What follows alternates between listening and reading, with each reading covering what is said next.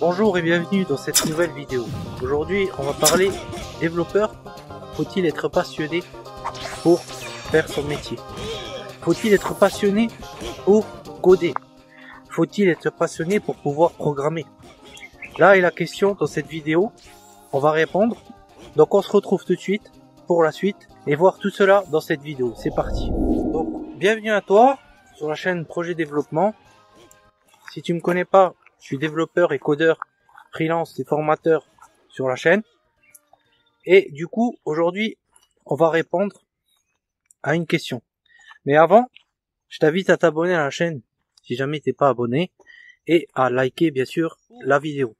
Faut-il être passionné pour faire le métier de développeur ou faut-il être passionné pour pouvoir apprendre à coder ou vivre du code et pouvoir développer et programmer comme un développeur? Donc, pour répondre à cette question, il faudrait déjà se poser les bonnes questions. Déjà, est-ce que les personnes qui codent sont toutes passionnées? Personnellement, non, ils ne sont pas toutes passionnées. Si on voit un peu les choses, on trouve plusieurs avis. Vous avez des personnes qui sont passionnées par la technologie, vous avez des personnes qui sont passionnées par la programmation, vous avez des personnes qui sont passionnées par les jeux vidéo, et vous avez aussi des tas de personnes qui sont passionnées par tout ce qui est web, tout ce qui est internet, les réseaux, etc. Mais il faut savoir que le développeur, il va toucher un peu à tout ça. Donc au final, quels sont les gens qui vont être touchés par le développement? Quels sont les gens qui vont avoir envie de coder? Et quels sont les gens qui vont être touchés par justement ce métier et donner envie, se donner envie, l'envie de découvrir ce métier, etc., de découvrir la programmation, de découvrir le développement, de découvrir l'informatique? Qui vont être ces gens-là? Ça va être tout ce groupe de gens. Pourquoi? Parce que tout ce groupe de gens, si tu fais bien les comptes, ces groupes de gens, au final, ils ont un atout pour devenir développeurs. Ils ont un atout parmi les cordes du développement, parmi les cordes de la programmation, pour se rapprocher de ce métier.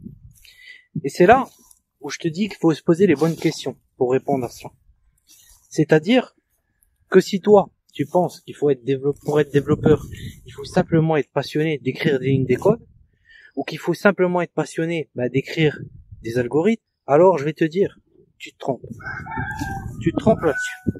Et je vais te dire pourquoi. Alors pourquoi tu te trompes là-dessus? Parce que tout simplement, tu vas avoir des personnes qui vont se rapprocher de la programmation pour diverses raisons. Ils vont se rapprocher de la programmation parce qu'ils ont eu une expérience professionnelle ou une expérience personnelle proche du développement ou proche du web.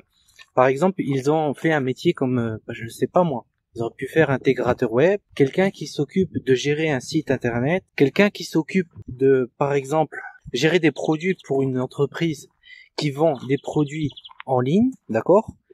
Et cette personne-là va être susceptible de se rapprocher du développement, va être susceptible d'aimer ça parce qu'elle a déjà eu une expérience par rapport à ça. Et donc, elle-même, elle est déjà passionnée par ce qu'elle fait. Ça, c'est la première personne qui va être rapprochée et donc qui répond à ta question, faut-il être passionné pour le code? Deuxième chose, tu vas avoir aussi une deuxième catégorie de personnes qui, elles, va aimer les jeux vidéo. Mais les jeux vidéo, si on regarde bien, ceux qui aiment les jeux vidéo, parfois, tu vas trouver beaucoup de gens qui aiment les jeux vidéo et ils sont intéressés par savoir, ils aimeraient bien être développeurs de jeux vidéo, parce que eux, ils sont déjà passionnés ou ils ont vécu une enfance dans les jeux vidéo, donc ça les intéresse. Ils trouvent que le jeu vidéo, c'est développeur, c'est programmeur, développeur de jeux vidéo, c'est le summum, soi-disant. C'est-à-dire pour eux, ça serait le summum. Donc les gamers ou les gens qui font beaucoup de jeux vidéo, ils vont être aussi susceptibles d'être passionnés par ça. Et donc du coup, ils vont peut-être se retrouver dans ces métiers-là. T'en auras une partie. Après, je dis pas, il y en a qui préfèrent le divertissement, il y en a qui sont ils vont peut-être rester sur leur métier. Il faut savoir aussi que le métier de développeur de jeux vidéo, c'est pas un marché sous tension comme le marché du développement web. Mais c'est pour te dire, tu vas voir ce genre de personne qui est passionné déjà par quelque chose et qui sont susceptibles, sans être passionné par le code, de se retrouver dans le code. Donc ça c'est la deuxième catégorie. Aussi, tu auras des personnes qui voudront changer de vie et qui voudront trouver une passion en dehors de leur vie qu'ils ont menée, parce qu'ils tout simplement ils se seront lassés.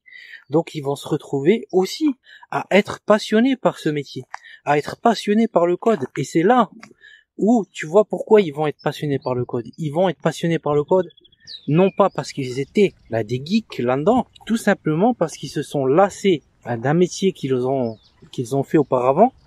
Et du coup, maintenant, ils vont se retrouver dans quelque chose qui va les passionner ou les intéresser. Et puis, peut-être que par la suite, ils vont s'en lasser. Et là, du coup, est-ce que ça répond à cette question? Oui, aussi. Ça répond. Faut-il être passionné pour faire du code? Il y a aussi une quatrième catégorie de personnes qui va être les personnes qui sont, par exemple, dans une branche déjà dans le code, mais qu'ils ont baigné là-dedans, qu'ils ont baigné dans les ordinateurs, qu'ils ont baigné dans peut-être quand ils étaient petits, ils étaient en train de faire du code plus jeune, ils ont aimé ce côté hacking, ce côté cracking aussi pour les jeux vidéo, ce côté aussi jeux vidéo, ce côté un peu geek des ordinateurs, et ceux-là, ils ont été passionnés. Mais combien sont développeurs passionnés dès le départ? Combien sont des développeurs qui ont été passionnés dès le départ par les ordinateurs? Mais il y en a pas souvent, il y en a pas tellement. La plupart des gens qui sont développeurs, c'est des gens comme toi et moi. D'accord? C'était des gens au départ qui n'ont pas peut-être forcément été toujours baignés dans l'ordinateur, ou qu'ils n'ont pas eu d'ordinateur quand ils étaient plus jeunes. D'accord? Parce qu'il y a eu aussi une partie, faut savoir que dans les années 2000, parce que là on est en 2022, donc c'est pas si loin. Dans les années 2000, il y avait peut-être pas tout le monde qui avait un ordinateur. Donc aussi les geeks qui avaient des ordinateurs, c'était peut-être un peu des privilégiés. Et à cette époque-là, il n'y avait pas la demande qu'il y avait aujourd'hui pour les développeurs. C'est pas la même demande. Maintenant, on demande plus de développeurs. Donc du coup, les développeurs qu'il y a maintenant, c'était pas forcément des geeks du code, des geeks de l'ordinateur. Et c'est là où voilà, pour la première partie, on a répondu à cette question. Faut-il être passionné pour apprendre le code? Ou faut-il être passionné pour faire ce métier? Et là, tu vois que, en fonction de la catégorie des gens ou de la vie qu'ils ont eu, ils peuvent avoir un chemin différent et un avis différent. Et c'est là où, chacun son avis et chacun ses idées. Chacun ses méthodologies pour arriver là où il veut aller. Et donc, on se retrouve pour la deuxième partie, où maintenant, on va voir un autre aspect. Faut-il être passionné pour le code? Et on va y répondre tout de suite dans la suite. C'est parti. Et du coup, avant de passer à la deuxième partie, je t'invite, j'ai préparé un petit test ici pour savoir, pour t'auto-évaluer en tant que développeur. Est-ce que toi, tu es fait pour ce métier ou que tu n'es pas fait pour ce métier? Est-ce que toi, tu vas pouvoir vivre de cette activité par la suite dans une activité professionnelle? Donc c'est le premier lien dans la description, je t'invite à remplir le quiz, ça permettra de t'auto-évaluer sur le fait, est-ce que tu es compatible et apte à ce métier, est-ce que tu vas pouvoir vivre de ça et vivre de ce métier-là durant peut-être les années qui suivent. Donc, je te retrouve pour la suite dans la deuxième partie, à tout de suite. Donc bien vu dans la deuxième partie, où cette fois-ci on va voir l'autre aspect de cette question, faut-il être passionné pour être développeur? Maintenant, on va arriver à la deuxième catégorie de personnes, celle qui est déjà geek, et qui donc, elle est déjà geek, elle est déjà passionnée par le code. Est-ce que elle va être plus productive qu'une personne qui n'était pas passionnée par le code ou pas? Alors ça, pour répondre à cette question, il faut faire deux parties. La première partie, c'est de savoir que la personne qui est passionnée par le code, elle a vécu toute sa vie dans le code. Donc elle a commencé quand elle était enfant, elle a développé, ou quand elle était adolescent, ou post-adolescent, ou pré-adulte, elle a commencé à développer, elle a commencé à rentrer dans le code, dans les langages, etc. Que ça soit à l'école, ou que ça soit en dehors de l'école, etc. Et du coup, cette personne-là, arrivée à un certain moment de sa vie, peut-être 10 ans après, peut-être 5 ans après, lui, ça va être le contraire de la personne qui, elle s'est reconvertie, entre guillemets, a changé de métier, ou on n'a pas été passionné depuis son plus jeune âge, et donc, il y en a une majorité, parce qu'il faut savoir qu'il y en a une majorité qui n'était pas passionnée, parce que comme je te disais, maintenant il y a beaucoup plus de demandes de développeurs, et dans les années 2000, il n'y avait pas tout le monde qui avait des ordinateurs. Donc de ce fait, cette personne qui est passionnée par le code, qui a toute sa vie, il a fait du code, qui a toute sa vie, il a programmé, qui toute sa vie, il est dans les algorithmes, et tout ça, lui, qu'est-ce qui va lui arriver? Il va lui arriver le contraire. Il va lui arriver le contraire, pourquoi? Parce que cette personne, ce qui va lui arriver, elle va être lassée du code, elle va être lassée de la programmation, donc elle va vouloir échelonner sa vie pour passer à autre chose. Et peut-être aller dans gestion de projet, Scrum Master ou Lead Dev, et vouloir évoluer vers un métier qui va ne plus être du code. Ou peut-être même, je sais pas moi, formateur, ou quelque chose comme ça, ou changer complètement de métier, changer complètement de vie, parce que bon, il va se dire, c'est bon le code, au bout d'un moment j'en ai marre. Un peu comme la personne qui est l'inverse de lui, c'est-à-dire qui a été lassé par son métier au départ. Et donc, c'est là on arrive au point de rupture. D'accord? Au point de rupture, c'est quoi? Le point de rupture, c'est le fait que il va y avoir un moment où ces deux profils vont arriver à leur point de rupture. Et au niveau de ce point de rupture, ils vont s'équivaler, arriver à force égale. C'est-à-dire que le développeur qui a été passionné toute sa vie va descendre dans sa productivité et vouloir changer son avis, alors que l'autre personne qui, elle, va monter justement dans sa passion, dans le fait de s'intéresser à ce métier, il va y avoir aussi un autre point de rupture et ils vont, au final, arriver sur le long terme au même niveau. Et c'est là où, voilà, on reste des êtres humains. Tu as des gens derrière, c'est des développeurs, mais c'est pas des robots, d'accord? C'est des êtres humains et ils ont des envies, ils ont des passions qui changent et qui diversent au fil du temps. Et du coup, ce que tu dois garder à l'esprit, si tu veux devenir développeur, c'est de pas justement rentrer dans ce fait de rentrer dans la passion pour avoir après le point de rupture, pour éviter le point de rupture où là, tu vas te dire je vais changer complètement de domaine, je vais changer complètement de fixation d'objectifs.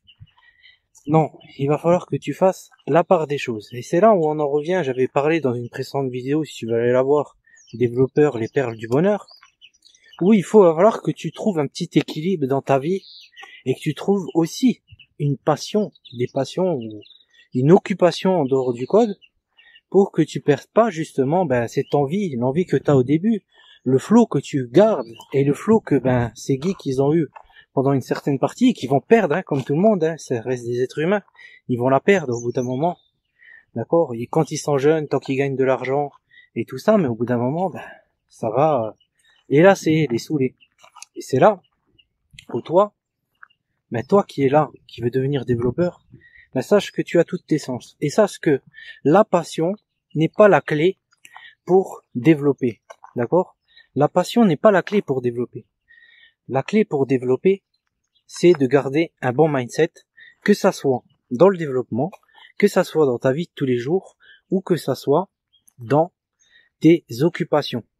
Quand tu vas faire le lien entre les deux, c'est là où tu vas trouver les meilleures idées, et c'est pas forcément devant ton ordinateur que tu vas trouver les meilleures idées, même parfois résoudre les problèmes de ton code. D'accord? C'est pas devant ton ordinateur. Ça sera peut-être en train de faire autre chose. En train de faire ton jardin. En train de faire autre chose. Parce que tu ouvriras ton esprit. Et quand tu garderas ton esprit ouvert, tu vas maintenir un équilibre, d'accord, dans ton métier de développeur.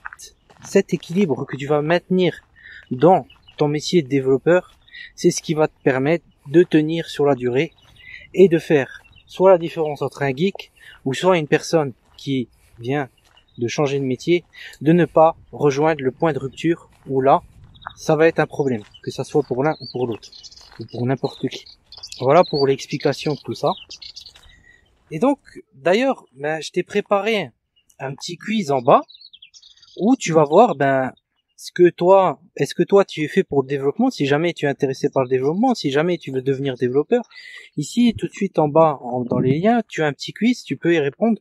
Justement, ça va te permettre de voir, de t'auto-évaluer, de voir un peu comment, si tu es prêt pour faire ce métier, c'est le mindset que tu as, parce que les questions sont faites pour avoir le mindset que tu as, et est-ce que tu vas réussir justement, à vivre de cette activité, à continuer sur le long terme, etc.